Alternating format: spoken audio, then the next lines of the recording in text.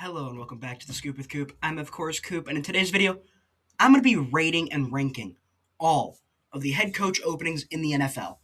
Now, some of them have already been filled, mainly the New York Giants and the Atlanta Falcons. Both of their head coach openings have been filled. For the Falcons, that has been filled by Kevin Stefanski.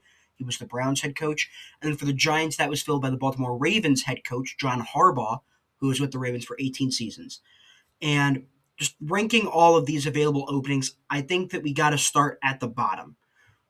Who I think the worst opening is, and I think that's without a shadow of a doubt the Cleveland Browns.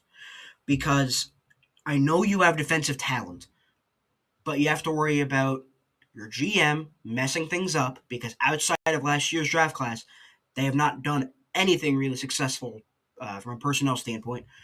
I also worry about how quickly they move on from coaches because Kevin Stefanski is the top three coach they've had since they've been back in Cleveland, and he was fired. So you need results quickly. You're going to be stuck with Deshaun Watson's massive contract, and you don't know if you have a GM that can draft very well. I think that makes things very, very spooky. So I'd say rating it off of an how desirable that job is, I would say maybe a D because I don't view them as a whoop-de-doo. You have draft capital, sure, but you're not going to get the quarterback for the future with your first round pick this year, and you're stuck with poor ownership. I think then moving up has got to be the Miami Dolphins, strictly because of the Tua contract, as well as you have a ton of issues that you're going to have to navigate through, whether or not Tyreek Hill's on the roster, whether or not you're going to restructure players, whether or not you're going to trade players. There's so many things going on here. I don't think Stephen Ross is a great owner either. And I think that there are just so many issues with this team, whether it be at the quarterback position, with your quarterback making $50 million that you benched for a seventh round rookie. There isn't a whole lot of talent there. And I think their window to quote unquote compete for a Super Bowl has closed. And I think that there are so many issues with this team.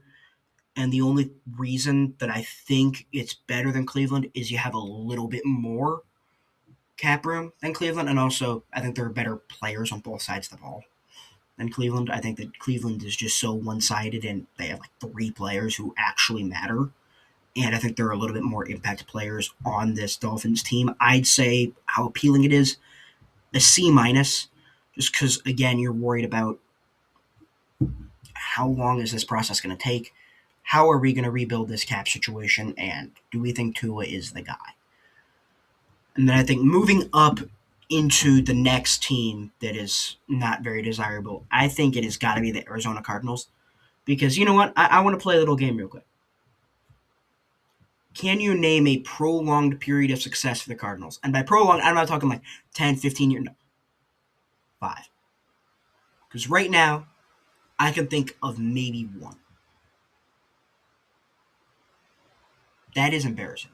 And that one, they didn't win a Super Bowl. They got into a Super Bowl, but they're most known for heartbreakingly losing it. So, I mean, there are so many bleak struggles with this Cardinals team, and I don't think it gets any brighter because you don't have your quarterback, you don't have the cap room, you don't have a great history of drafting, you don't have the dominant receiver that you thought you had, and you have a team that looks like they just quit. So, I mean, I don't know how you can be like, that right there is the job that I want. I don't know how you can view that. And so if I'm going to rate this team, I feel like it might be a C just because of the thought of from a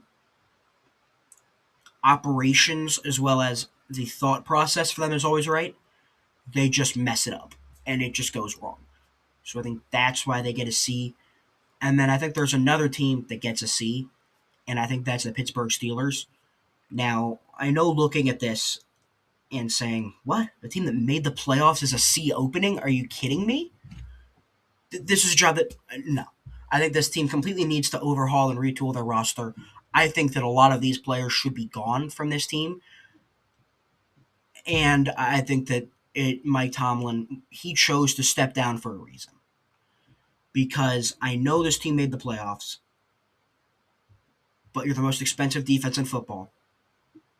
and you got annihilated. You don't have a quarterback. You don't have a good receiving core. You don't have a good O-line. Your running back room is okay, and you've made it to the playoffs for however many years now off the power of friendship and good coaching. Oh, and by the way, the fan base, if you lose, is going to hate you, probably, because this team just hasn't experienced actual losing. They've been stuck in this purgatory state, but they really need to lose. And I think what goes in the favor of Pittsburgh is how willing their ownership is to give coaches time to develop a roster and to also coach. They give time to coaches and they allow them to get into and really do what they want to do. But I think that just having so much to follow up on with Mike Tomlin can kind of go against what you want to do as a coach. You're going to be stuck in the shadow of this guy for a long time. But I think that overall, still a C grade for the Steelers. Not a bad job, but you're going to have to take a ton of steps backward before you move forward.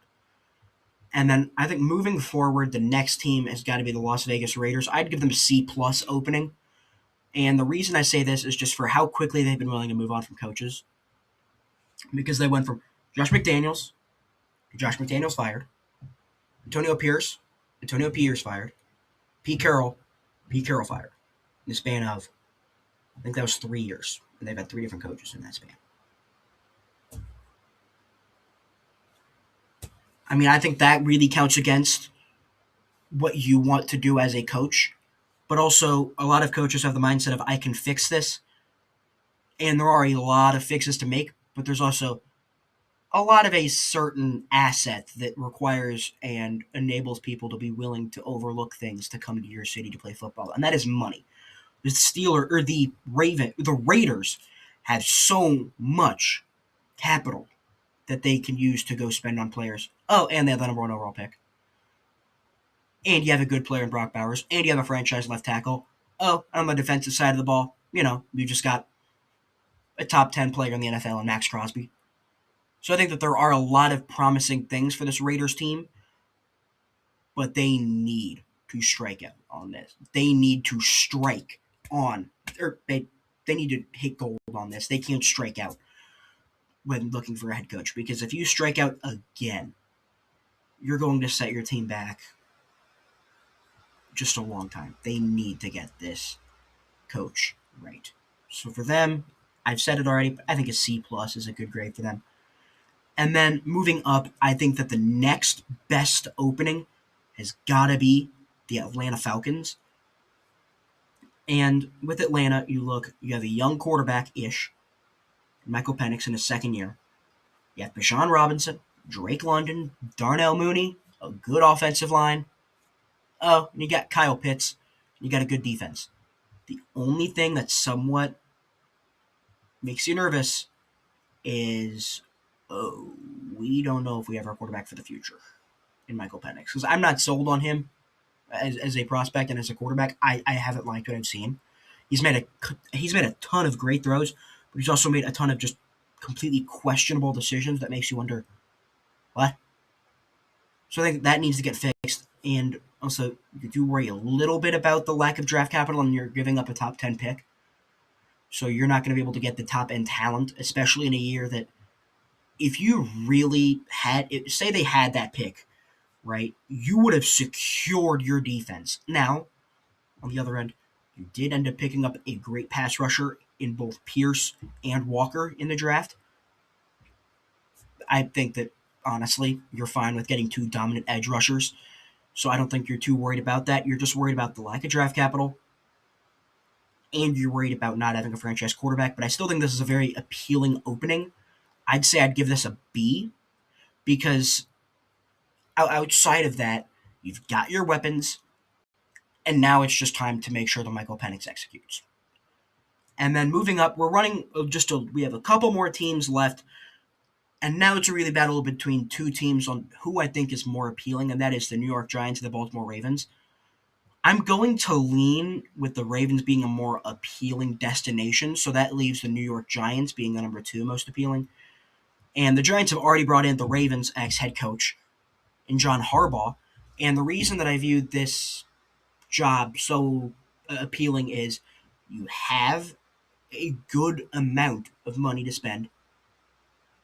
Oh, and by the way, you also have just a ton of ballers on this team. Because just looking at the defensive side of the ball, Brian Burns, he's a stud. You have Abdul Carter, he's a stud. Dexter Lawrence, he's a stud. You've got your defensive line done. You have a couple of good linebackers. I like Micah McFadden. You've got a good secondary for this team. On the offensive side of the ball, you got an explosive running back in Cam Skadaboo. Hopefully he comes back healthy. You've got two good receivers in Wan'Dale Robinson and Malik Neighbors. And you have someone who played pretty well in Jackson Dart. The only thing is you worry about Jackson Dart's health long term and not literally running into a brick wall every play.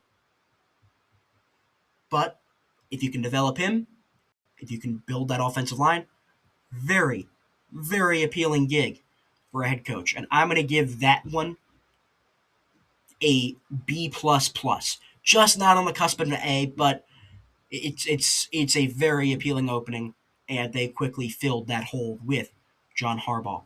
And speaking of John Harbaugh, the Baltimore Ravens are the most appealing job in the NFL, in my opinion, strictly because you get to work with Lamar Jackson, and you also are not in a great division, and you also get to have good players on the defensive side of the ball to work with, and you know that you're going to get a loyal ownership group that's not going to fire you quickly, and you know you're going to get talent brought in a ton.